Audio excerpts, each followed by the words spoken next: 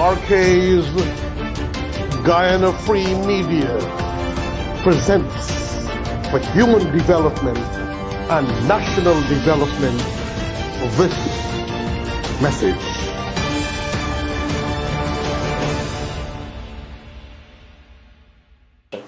Dearest friends and family, brothers and sisters, as you know, I've made it ritualistic for all my programs that I must remind you about this pandemic that is spreading. I'm very disappointed to see Guyanese liming in large groups at the seawall.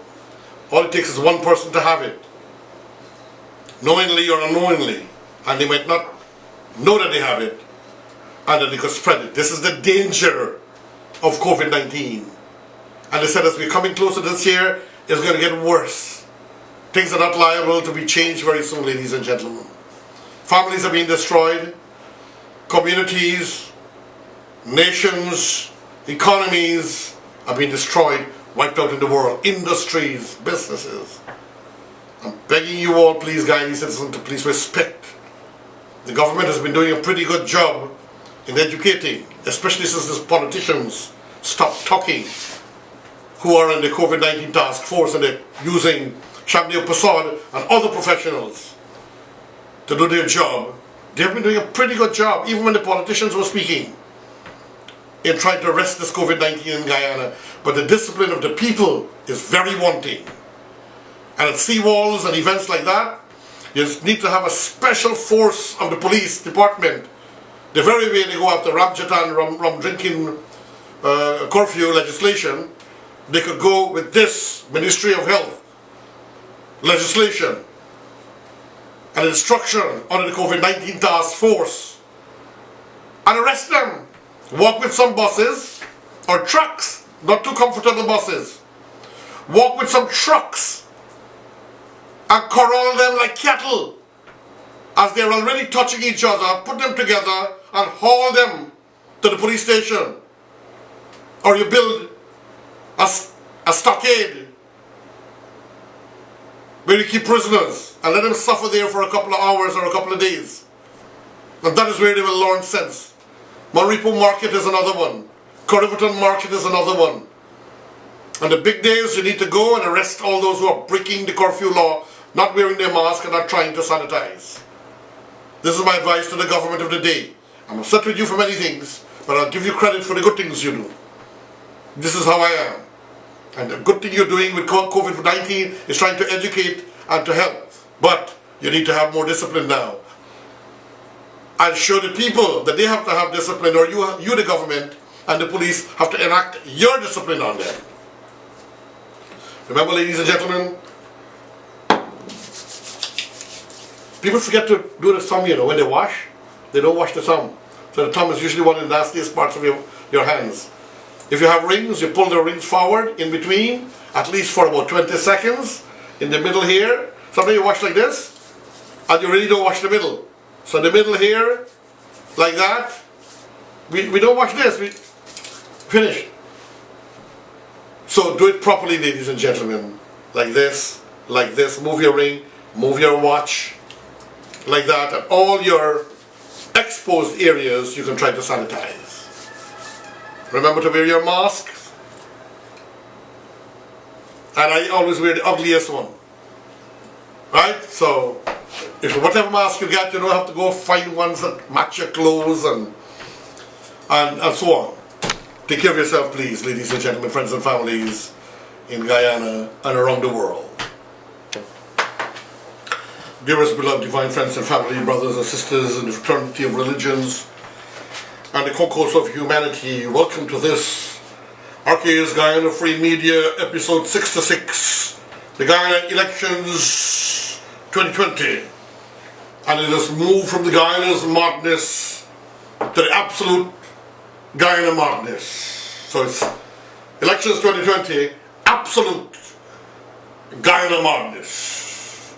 A total shame and disgrace to our peoples, our nation, and great inconvenience, destruction of our economy, our livelihood, our respectability around the world.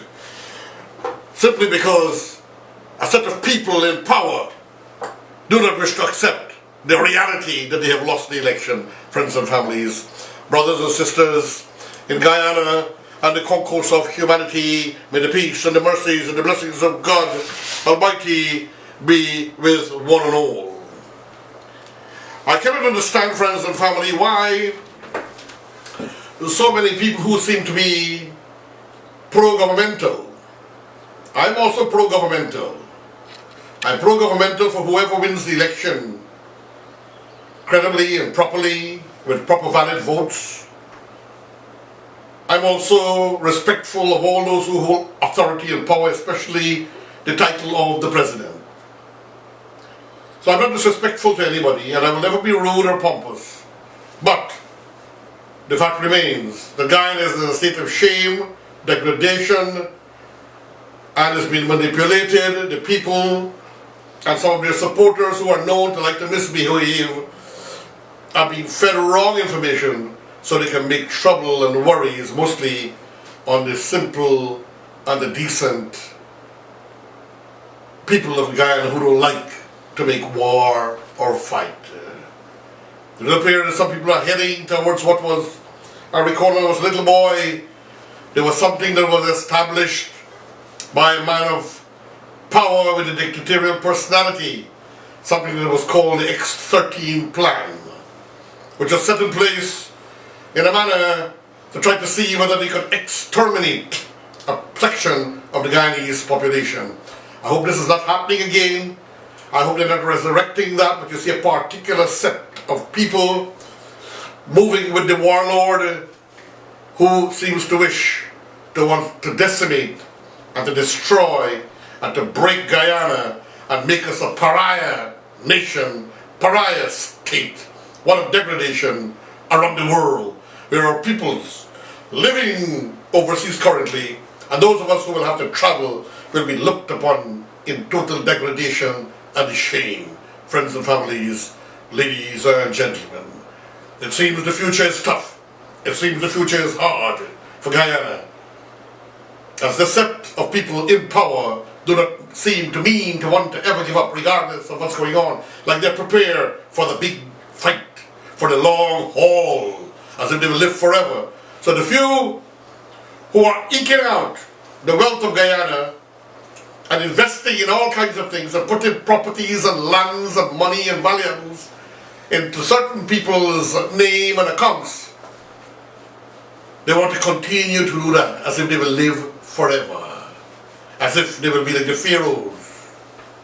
You know, the Egyptian pharaohs, they used to be buried with their wealth, with their servants. They used to be buried with those that they love, even animals. All their money and gold and things of value. It seems some of the people in power today, and I'm not speaking of David Arctic Ranger in this case, you know who I'm speaking about, and they know who I'm speaking about.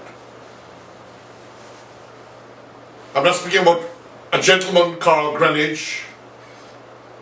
They know who I'm speaking about. Friends and families, ladies and gentlemen, brothers and sisters around the world. Painful time. Why? Ladies and gentlemen, at this time,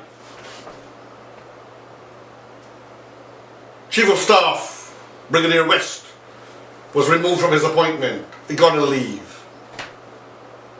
Because he is a man who is a total, absolute scholar and a gentleman, will not sully his hand with filth and destroy his credibility and his name around the world. Name, like to me, for him, is extremely important and vital. Money, ladies and gentlemen, yours truly has never been a lover of money. As it comes, I accept, and as it goes, I accept. As conspiracy is placed by the warlord and his shadow cabinet to hurt me, I left him alone. And then the universe wreaks its vengeance. Mr. West has been removed, a total positive man. Handsome, intelligent, wise. But they don't want that. Friends and families, ladies and gentlemen, you know what they want? They want those who will be involved in evils and possibly try to hurt decent and innocent people using emergency powers or martial law. Let me show you Mr. West, Brigadier, ladies and gentlemen. Look at his face. Look at the personality of that scholarly individual, ladies and gentlemen. And here you have Mr. Bess. Bess replaces West just before the elections. Two senior functionaries of the Guyana Police Force were moved. One to the army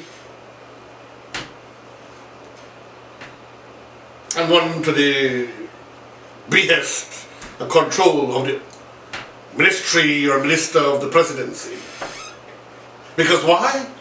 They were known to be professional, elegant, dignified, and will not also sully their hands. As that gentleman, I can't recall his name, at the first count of the election votes, who refused to throw out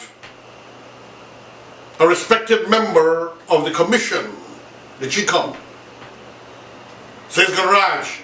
He refused the illegal order and he was put on street duties.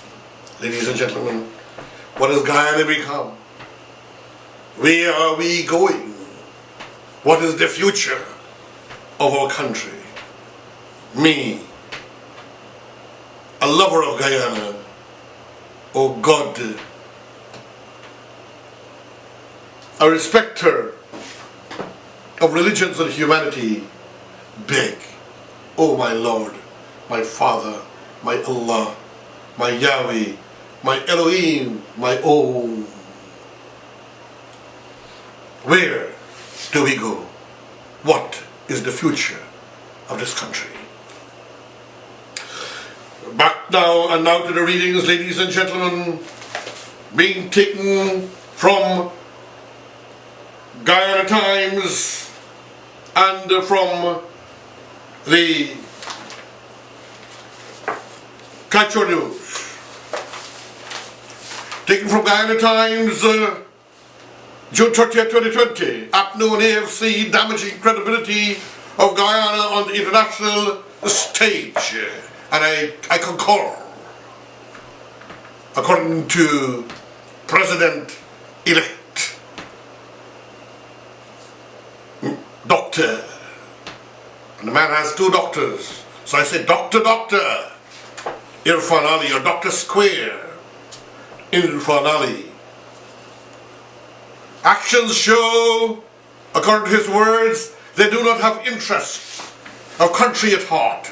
People's Progressive Party, PPC presidential candidate, and I like to add, President-elect Dr. Irfan Ali has slammed the Partnership for National Unity, Alliance for Change, APNU AFC, for the damage being done to Guyana's image in the region and on the international stage. Ali was at the time in an interview hosted by Television Guyana TVG, which was broadcast on Monday, where he was accompanied by Prime Ministerial candidate Mark Phillips. He defended the Caribbean community, CARICOM, and other international bodies against the onslaught of abuse they have sustained from the APNU, the AFC, their supporters, and their leaders. I saw an interview where Prime Minister Moses Nagamoto has joined the bandwagon of insulting Caribbean leaders, saying they have no business in Guyana. Then why are we part of CARICOM? Why will we celebrate CARICOM Day on Monday? They should put it off. Why did we invite them? Why is the CARICOM headquarters here? Why is the level to which persons who perceive themselves to be leaders are willing to go to destroy the credibility of our country, Ali said. And before I go on, ladies and gentlemen, this word is stuck to my tongue. It's one of the nicest set of words I ever heard from President David Arthur Granger in caretaker mode. This is my addition. This is not Irfan Ali's words.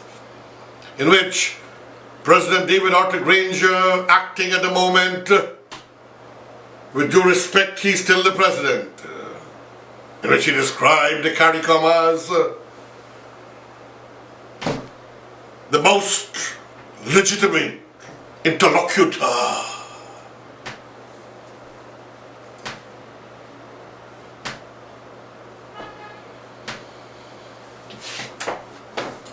The most legitimate interlocutor.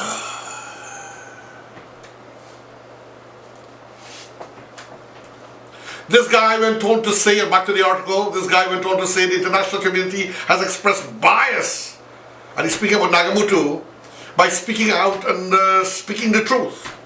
And they're aligned to the PPP in some way. So this is the situation we are in, that is damaging to the credibility of our country.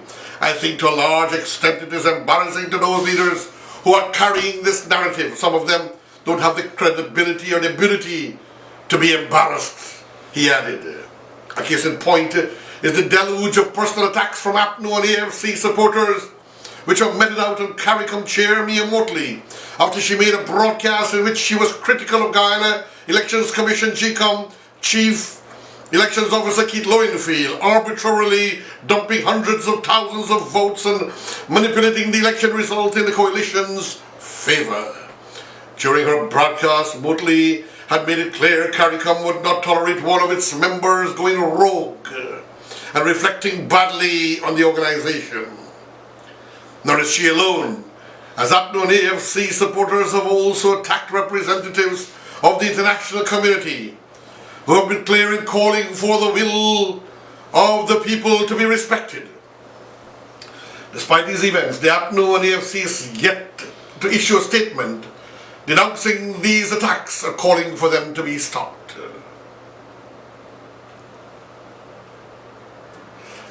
A commentary, ladies and gentlemen, as we are on this, and CARICOM. I saw some missive, I think on Facebook this morning, in which Mr. Harmon is saying to the CARICOM leaders that CARICOM headquarters is in Guyana. Now that caused me to think, is this giving them a warning? Is this some kind of a threat to their safety and security? Is this in some way giving an idea that we can expel you or we can close down because the building is in Guyana? Ladies and gentlemen, friends and family, and those of you who don't like me too much, you too, let this tickle in your mind a little bit, and before you make a comment, and don't get emotional, but be realistic. Back to Ali's article. Ali recalled 2015 when the PPPC had peacefully demitted office after the general and regional elections that year. According to him, if APNU AFC leaders really had the interests of Guyana at heart, they would not put Guyana through the distress and unease it is going through right now. As leaders, you have to know there will be a government and an opposition.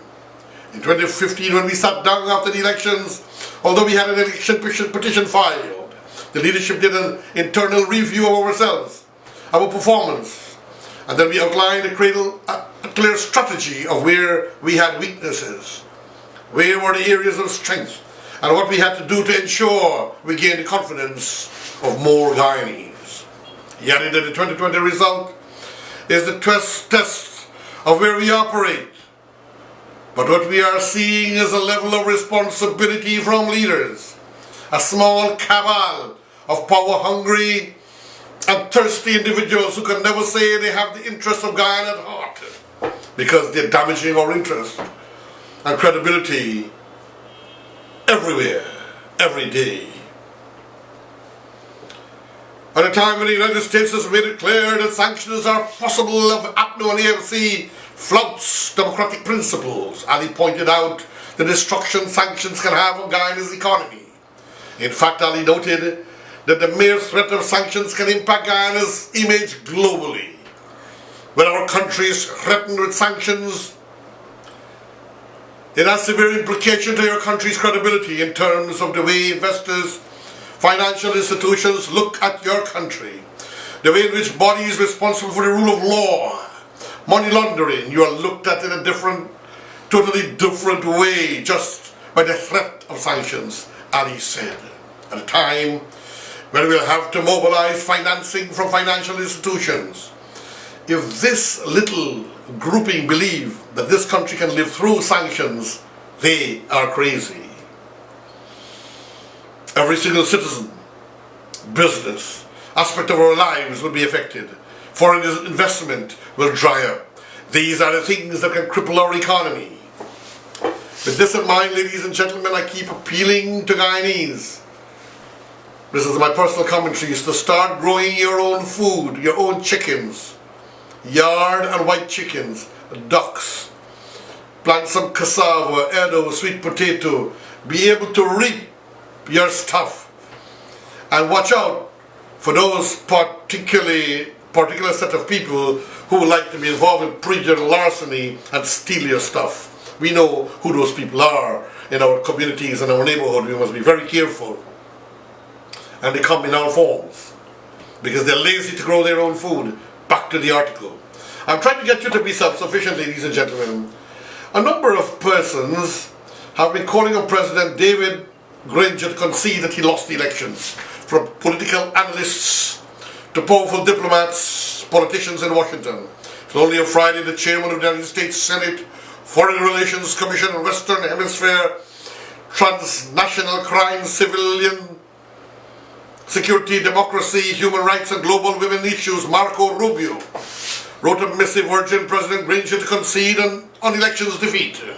Rubio was joined in the statement by Senator Jim Risch and Bob Menendez, chairman of the ranking member respectively of the Senate Committee on Foreign Relations, as well as Ben Cardin, in encouraging Guyanese authorities to begin a democratic transition of power.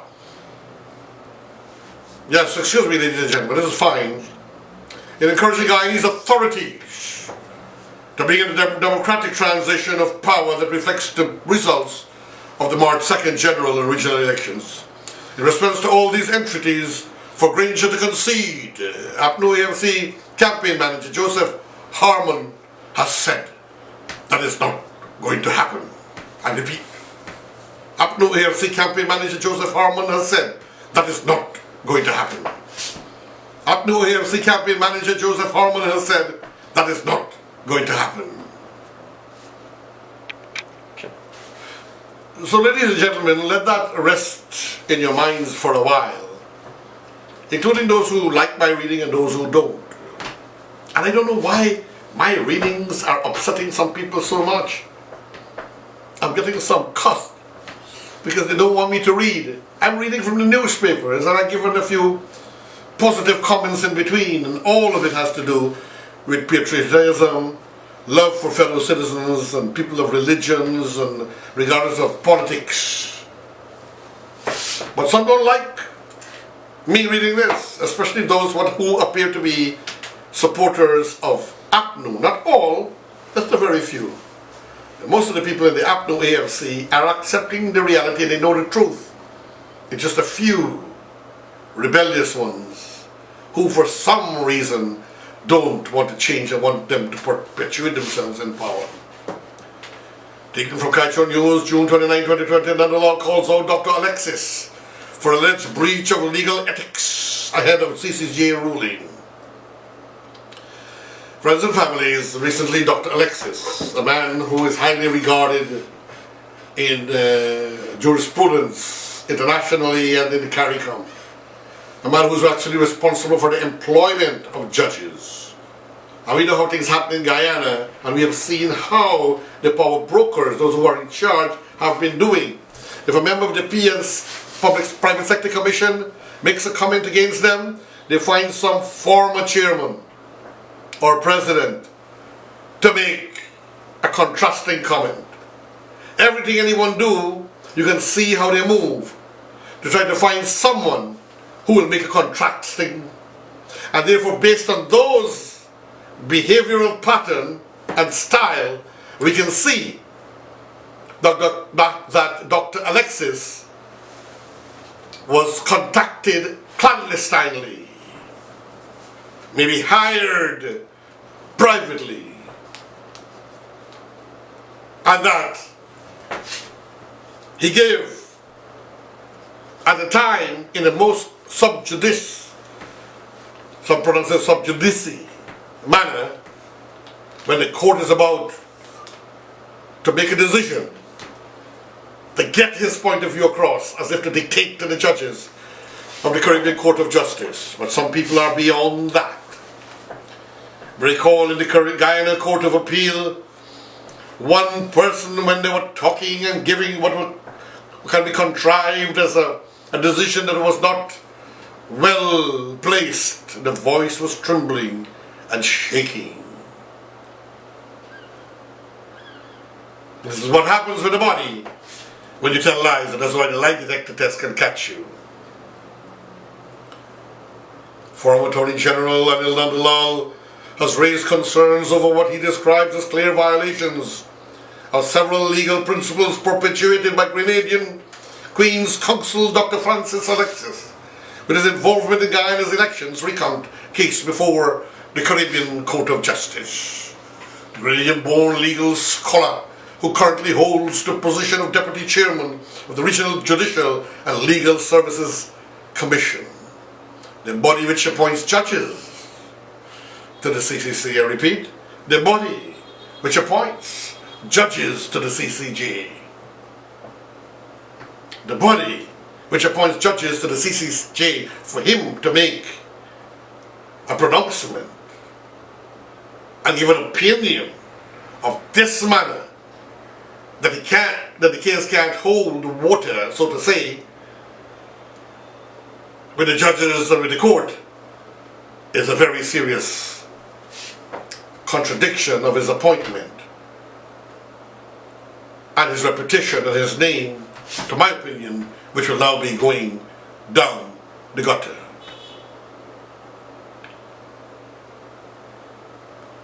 The body which appointed judges to the CCJ was hired as part of the government's legal team in the recount matter.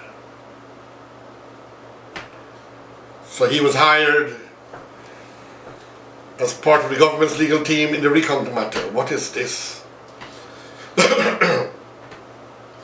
Nandlall said this is clear breach of the conventions which safeguard legal functionaries within the region. According to Nandlall, one of these conventions stipulates that lawyers who sit in bodies that appoint judges should not appear before those judges. This is a serious, ladies and gentlemen, in my opinion, breach of protocols and legal precedents in history. This convention is grounded deeply in the doctrine of natural justice and forms part of that network of principles that protects and ensures judicial independence and fundamental justice. Dr.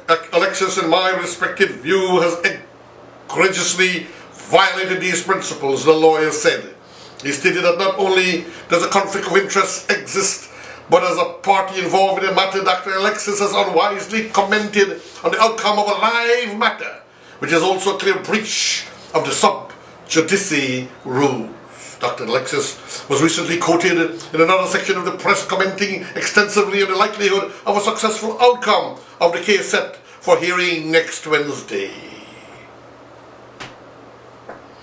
In response, Nandlall noted that not only has Dr. Alexis made a public statement, but has expressed his legal opinion on how the case should be decided, exposing himself to the obvious accusation that he's attempting to prejudice the outcome of the proceedings. Because, ladies and gentlemen, commentary, he's been looked upon as a mentor. So he's trying to influence the minds of the judges to go according to how he is creating the precedent for it to go. A logical consequence of this principle is that they should not make any public statement, adopt any posture, or intending to influence litigation pending before judges whom they have appointed or has a responsibility to appoint.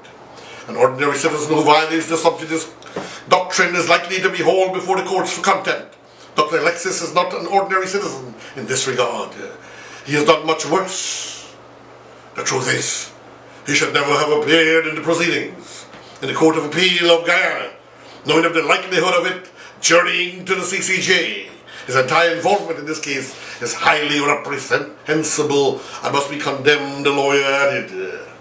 He said that Dr. Alexis wishes to remain He said that if Dr. Alexis wishes to remain a respectable jurist, he must to withdraw his remarks with an appropriately worded statement admitting the gross misadventure. It is this type of conduct which fuels the fears of those Caribbean citizens who cling desperately to Her Majesty's Privy Council. I think Her Majesty Privy Council, they might review this and he could lose the Queen Council appointment for this. And I'm pretty sure that Nandlall and other of the top lawyers will possibly write to the head of the Queen Council and maybe to the Queen herself.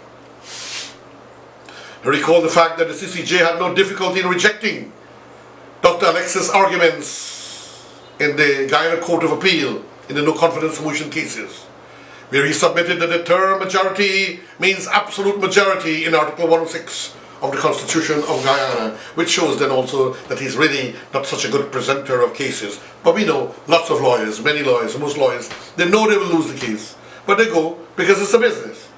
They earn money. And that's understandable. So ladies and gentlemen, friends and families in Guyana and the Caribbean and around the world, I wish to say thank you for tuning in. And thank you for your views and your support. And I ask you, regardless of our racial makeup, regardless of what we are, regardless of our religions and our ethnicities, we must remember that Guyana is our country. Guyana is for all the peoples. And if some people use a derogatory remark towards another, and I've seen some derogatory remarks, particularly on Facebook, where I think some people are not born to be, or should not be, abusing and cussing the other side. I saw Afro-Guyanese doing it to Indo-Guyanese. I saw Indo-Guyanese doing it to Afro-Guyanese. This is most reprehensible and unacceptable. You can have differences of opinions and respect. And if some of you who are viewing this disagree with me, you have a right to do that, but all I'm doing is reading. And then some of you are cursing me and becoming personal. Once you become personal on Facebook, ladies and gentlemen, I terminate you. Once you want to disagree in respect and elegance and argue your point against me, we shall be friends forever. But personal issues that you're creating and speaking lies at times will not be accepted. Anything else, I will terminate you. Friends and families, me, yours truly, Haji, brother, Dr. Ocean Khan, saying thank you for tuning in to this, the RK's Guyana Free Media. RK's Guyana Free Media. Friends and families around the world, and may God bless our beautiful country. Can I have the map of Guyana up here? Map of Guyana, and can I have, oh beautiful Guyana, and my flag of Guyana that I love so much, that you should also love so very much, our flag and our country and each other. Peace and blessings. May God Almighty bless you, your families and our country, and may President David Arthur Granger develop the compunction and not take the pressure from his people to come out and say he concede and save Guyana from destruction that will last decades to come. Thank you, friends and family. Farewell, friends. Looking out upon the deep, the great Atlantic